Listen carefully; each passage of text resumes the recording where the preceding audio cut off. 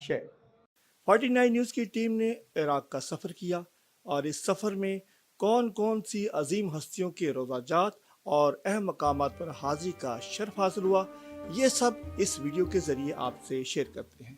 آپ سے درخواست ہے کہ ویڈیو کو اینڈ تک دیکھیں تاکہ مکمل معلومات آپ تک پہنچ سکے۔ اس کے ساتھ ہمارے چینل کو بھی ضرور سبسکرائب کریں تاکہ ہماری آواز ڈیجیٹل پلیٹ فارم پر مضبوط ہو سکے۔